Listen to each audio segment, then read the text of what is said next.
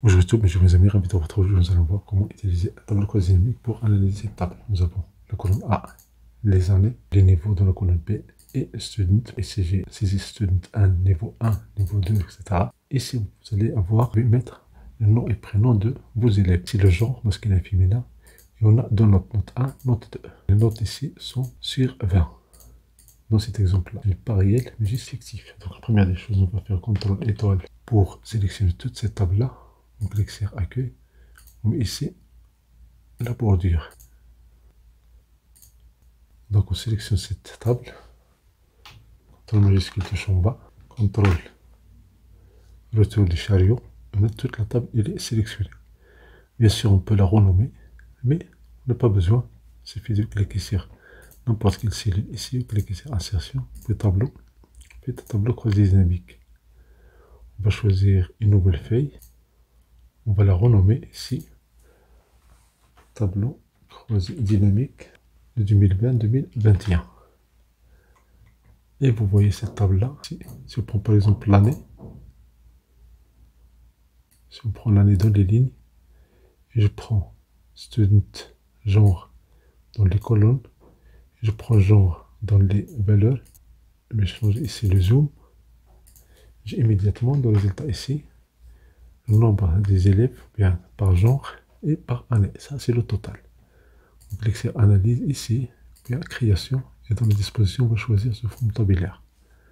Et voilà, nous avons l'effectif des élèves par genre et par année.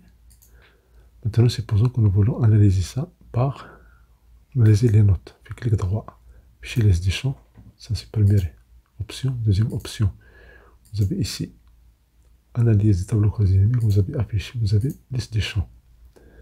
Donc on peut enlever ici année, on va mettre par niveau. Et voilà, vous avez les niveaux ici. Et bien sûr, on peut enlever, on peut vider tout ça. On va mettre ici les notes dans les lignes.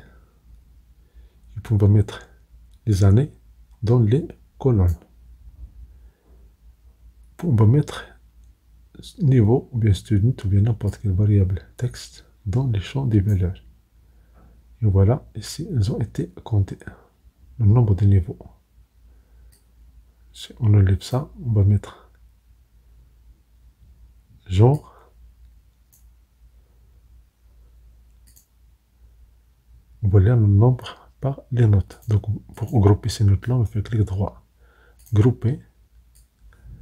Et ici, nous avons les dernières valeurs. On va mettre 0. La valeur possible. Et la valeur maximale possible, c'est 20, parce qu'on a les notes sur 20. Et le pas, on va mettre 10. Et voilà, vous avez ici la répartition des notes selon les années. Rien n'empêche d'ajouter le niveau. Ici, si je mets niveau deuxième plan, je le déplace dans les lignes. Et voilà, j'ai les niveaux ici. Donc par niveau, nous avons la répartition des notes. Et bien sûr, si vous voulez avoir niveau comme filtre, vous le déplacez en haut.